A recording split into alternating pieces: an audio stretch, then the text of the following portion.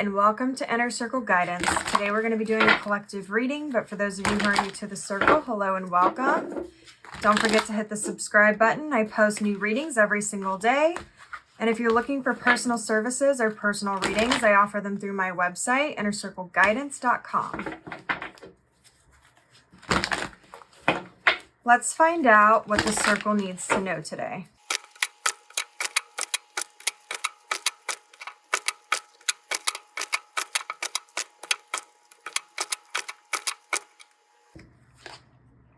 We have the Nine of Wands. We have the Fool. We have the King of Wands. We have the Five of Swords. We have the Hanged Man. We have the Wheel of Fortune. Interesting.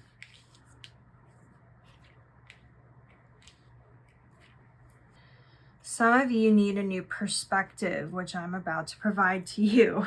This is a very specific message, so I feel like this is only going to apply to some of the circle, but it's coming across very clear and very strong. The Wheel of Fortune has to do with your fortune literally changing. This is a card of cycles. This is a card of ebbs and flows. This is a card of things being high or low, being fast or slow. It's a card of things sort of going from opposites. So like from summer to winter, happiness versus sadness, opposites. But this is also a card of karma. This is a card of what you put out is what you get back. What you give your focus, time, and attention to is what amplifies. Whatever you nurture is what grows, okay?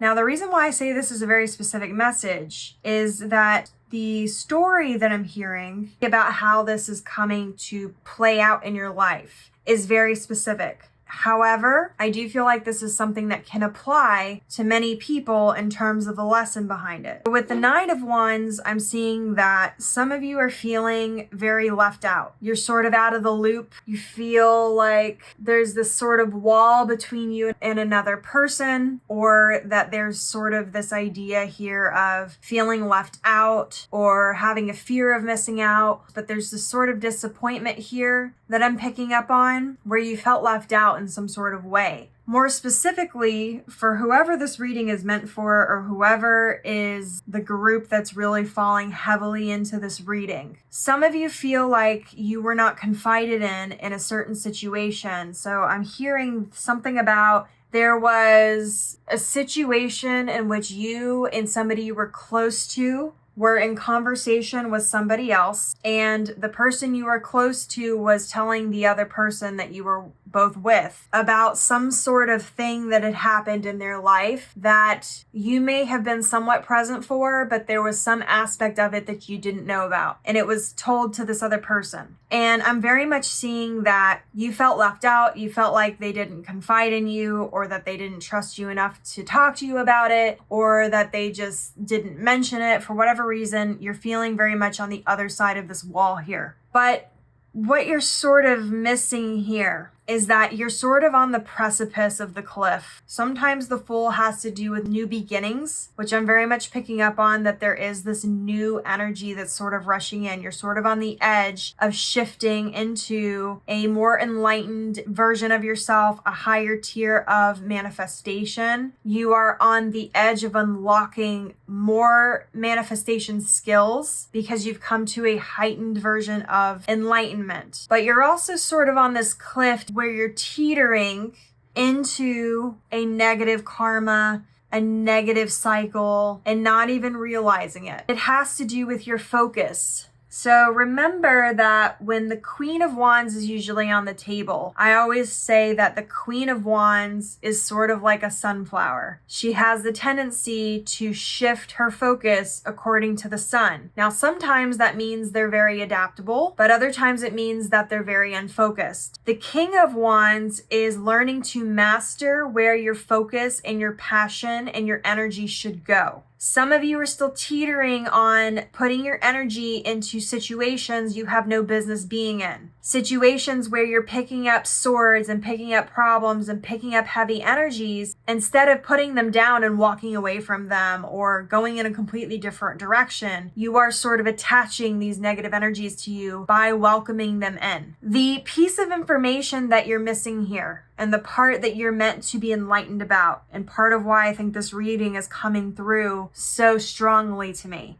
This whole feeling left out because you weren't confided in, you need to get over that. And the reason why I'm saying that is, if you actually think about it, the thing that was not confided to you was a bunch of gossip. I'm going to tell you right now that gossip is very dangerous in your life, not only because it's negative, but also because it is one of those things that when you nurture it, it grows. It also is contagious. When you're around people who gossip, you have a tendency to gossip yourself and get involved. It starts attaching these energies to you that are hard for you to get rid of, because you have to remember that when you're on an elevated vibration and frequency where you're not allowing certain things into your life and you're not putting your focus, your time, and your energy into them, they have a tendency to naturally go away.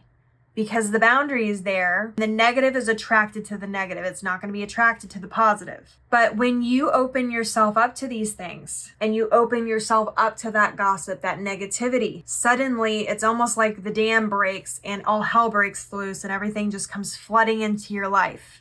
Some of these things that you think you're missing out on, you're not missing out on anything. The reason why this particular thing is sticking to you is you're being triggered so that you can figure out the fact that this is not something that you should have FOMO about. This is something that needs healed and released. This is something that is not serving you, helping you in any sort of way. And you'll notice that when you tend to gossip or you tend to allow that negative energy into your life, you start attracting more of it into your life and more of it into your life and more of it. And then suddenly it's all over the place. And when you start observing, and if you've been really putting your spiritual practices into your everyday habits, you'll start recognizing that you are manifesting at a much quicker pace. So when you're letting these energies into your life and when you're being a part of that, you are enabling that energy to then attach itself to you. I really recommend that you start paying more attention. You're being asked to observe all of the gossip and the things that are in your life that are happening, where you have accidentally partaken in that energy and allowed it to sort of be a part of your day. Who in your life is the person that tends to do those things, so that you can draw healthier boundaries, put the swords down, and walk away. For some of you, it's going to require you to flip the switch, and instead of feeling left out, you're going to need to draw the boundary. You're going to need to be the leader in terms of stepping into that energy and shifting it.